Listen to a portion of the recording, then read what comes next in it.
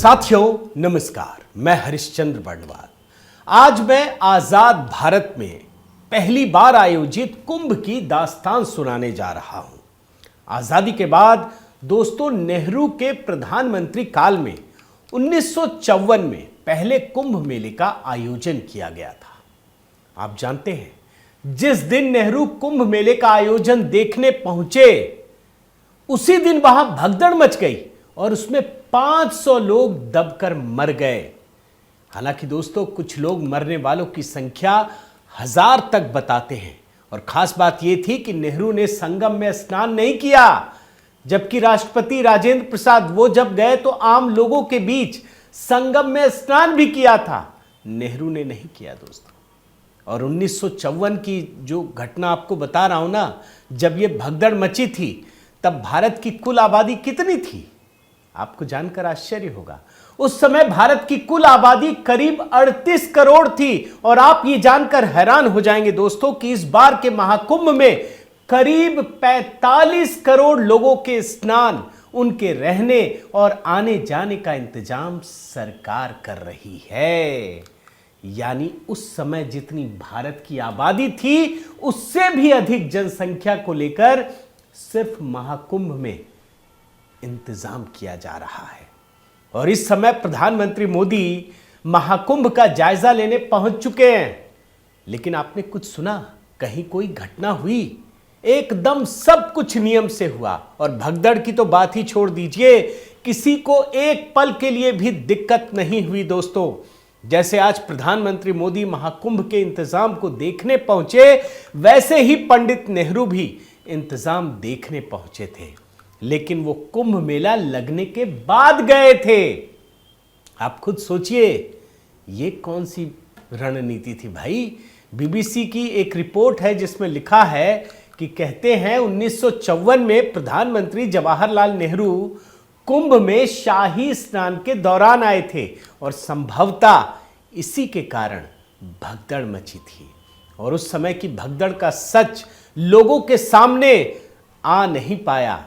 आप जानते हैं ना कि नेहरू हो, इंदिरा के कार्यकाल में कितनी बड़ी बड़ी घटनाएं हुई हैं और उन घटनाओं की चर्चा या लोगों तक पहुंच ही नहीं पाती थी। सरकार और प्रशासन की बद इंतजामी को छिपाने का हर संभव प्रयास किया गया और इस प्रकार की घटनाएं लोगों तक पहुंच ना सके, इस मामले में कांग्रेस की सरकारें दोस्तों माहिर रही हैं। जबकि आज प्रधानमंत्री मोदी महाकुंभ शुरू होने के 1 महीने पहले ही तैयारियों का जायजा लेने प्रयागराज पहुंच गए। और सिर्फ पहुंचे ही नहीं, विधि विधान के साथ। आप देखते जाइए, मैं आपको तस्वीरें भी दिखा रहा हूं। सरस्वती कूप में पूजा अर्चना की, अक्षय वट की पूजा की। और अक्षय वट को देख पाना आप जानते हैं ना कितने सौभाग्य की बात है। इसके अलावा संगम में जाकर पूजा अर्चना की और सब कुछ बड़े आराम से संपन्न भी हो गया। मगर ये सब कुछ देखता हूं ना मैं, तो इतिहास टटोलने का तो मन कर ही जाता है। भाई, आप एक तरफ प्रधानमंत्री मोदी की तस्वीरों को देखिए तो मन में ये सवाल उठता है कि भाई, ये परंपरा तो सैकड़ों साल पुरानी है। और तब जाकर के मुझे ये देखने को विवश होना पड़ता है कि आजादी के बाद जब पहला कुंभ का आयोजन हुआ उस समय की परिस्थितियां क्या थी। और वो तारीख थी दोस्तों 3 फरवरी 1954। मौनी अमावस्या का दिन था और उस दिन प्रयागराज के कुंभ में आजादी के बाद का पहला कुंभ हो रहा था। आप जानते हैं ना, मौनी अमावस्या एक बड़ा शुभ दिन होता है। शाही स्नान हो रहा था। लेकिन आप ये जानकर हैरान रह जाएंगे दोस्तों कि पंडित नेहरू स्नान करने के लिए वहां नहीं गए थे, बल्कि इंतजाम देखने के लिए गए। और जब उनकी कार संगम में पहुंची तो दोनों ओर से भीड़ को संगम पर जाने के लिए रोक दिया गया और सारा का सारा प्रशासन प्रधानमंत्री की सुरक्षा और इंतजाम में व्यस्त हो गया। कम घाट होने की वजह से सारी भीड़ एक साथ संगम की ओर जाने लगी और इसी वजह से भगदड़ मच गई। उस समय का वीडियो देखेंगे ना दोस्तों तो हिल जाएंगे। मैं आपको बहुत कुछ तो दिखा भी नहीं सकता, लेकिन कुछ लोग बताते हैं कि इस घटना में करीब 1000 लोग दबकर मारे गए, 2000 से अधिक इस भगदड़ में घायल हो गए। और सरकार ने किस प्रकार से इस मामले को छिपाया, आप ये समझ लीजिए कि जितने मृतक थे ना, उनके शवों को एक साथ जला दिया गया। यहां तक कि परिवार वालों को उनके शवों को भी नहीं दिया गया। जबकि उस समय अगर राजनीतिक रूप से बताऊं तो केंद्र में भी कांग्रेस की सरकार और राज्य में भी कांग्रेस की सरकार।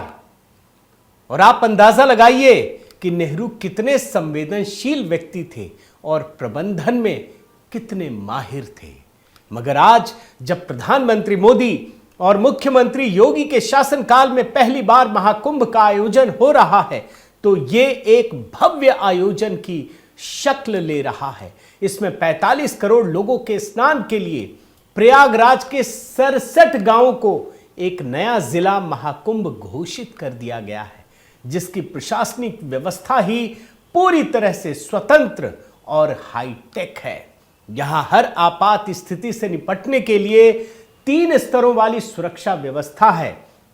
यहां जल के साथ साथ आकाश में भी ड्रोन से सुरक्षा के इंतजाम किए गए हैं। इस बार लगभग 50,000 पुलिसकर्मी ड्यूटी पर होंगे, जो 2019 में पिछले कुंभ की तुलना में 40% अधिक है। इस महाकुंभ में सरकार ने 45 करोड़ लोगों के स्नान के लिए सिर्फ सुरक्षा व्यवस्था ही चाक चौबंद नहीं की है, बल्कि सनातन धर्म के इस महापर्व के लिए सभी देवालयों और प्रमुख तीर्थ क्षेत्रों को भव्य रूप दिया गया है। प्रयागराज में दोस्तों, आप जानते हैं कि देश की इकलौती हनुमान जी की विश्राम मुद्रा वाले मंदिर का भव्य कॉरिडोर भी बनकर तैयार हो चुका है। और ये भी जो बना है ना, वो काशी विश्वनाथ मंदिर की तरह। जिस सनातन परंपरा से देश के पहले प्रधानमंत्री जवाहरलाल नेहरू मुंह मोड़ते थे और संगम में स्नान करना भी अपनी शान और सोच के खिलाफ मानते थे, वहीं प्रधानमंत्री मोदी न सिर्फ संगम में स्नान करते हैं, बल्कि संगम के तट पर स्थित सनातन धर्म के प्रमुख प्रतीकों अक्षयवट और हनुमान जी की पूजा अर्चना करके महाकुंभ का आगाज भी उन्होंने कर दिया है। अब जब महाकुंभ की चर्चा हो रही है दोस्तों, तो मुझे लगा कि क्यों ना नेहरू जी के समय आयोजित कुंभ और प्रधानमंत्री मोदी के समय में आयोजित इस महाकुंभ की जरा चर्चा की जाए, जरा तुलनात्मक अध्ययन करके आपको दिखाया जाए। आपको क्या लगता है भाई, नेहरू जी अगर इसी सोच के साथ आगे बढ़ते तो क्या इस प्रकार की घटना हो पाती? कुछ लोगों को लगेगा कि मैं इतिहास के गड़े मुर्दे क्यों उखाड़ रहा हूँ, लेकिन ज़रूरी है दोस्तों। जब तक आप इतिहास को खंगालेंगे नहीं, आपको भविष्य काल के लिए जो चीज़ें होनी चाहिए, गलतियों से समझना चाहिए, वो पता नहीं चलेगा। उम्मीद करता हूँ आपको ये वीडियो पसंद आया होगा।